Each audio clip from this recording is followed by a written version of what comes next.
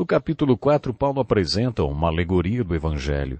Primeiro, ele apresentou o Evangelho apóstata, depois o Evangelho absoluto, depois o Evangelho ao contrário, o Evangelho em perspectiva e as ilustrações de Abraão. O próximo Evangelho que Paulo apresenta é o alegorizado. Paulo usa de forma alegórica a história de Abraão, que teve 2 filhos, Ismael e Isaque. E é daí que tiramos um princípio bíblico de interpretação. Ouça a definição do que é uma alegoria. Alegoria é uma história na qual personagens, lugares e coisas têm outro significado, geralmente ligado a um princípio moral. Quando estudamos o Velho Testamento, vimos várias alegorias e veremos outras mais no livro do Apocalipse.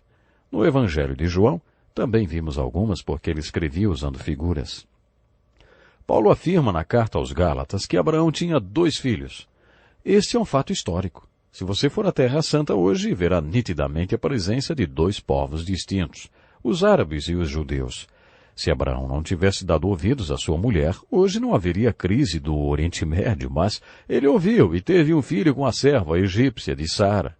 Ele teve um filho com Agar.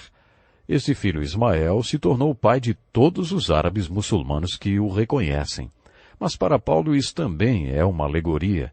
Esse primeiro filho de Abraão, Ismael, foi uma figura da carne, da obra da carne, da natureza humana, sem a ajuda de Deus.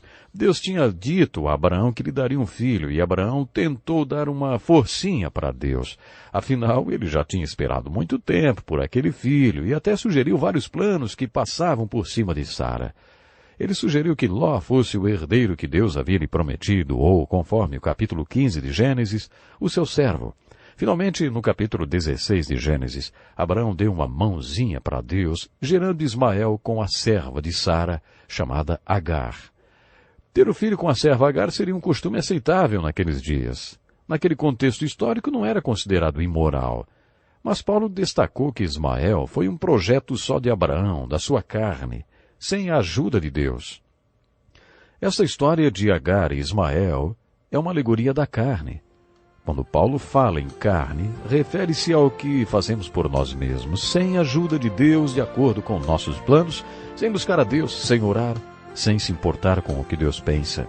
A isso Paulo chama de obras da carne. É simplesmente uma bênção termos você aqui conosco. Mas será ainda mais importante você cadastrar-se em um dos cursos do Encontro com a Palavra, gratuitamente. Isso, vá na descrição do vídeo, tem o link, clique no link e você vai ter a oportunidade de se cadastrar no Encontro com a Palavra.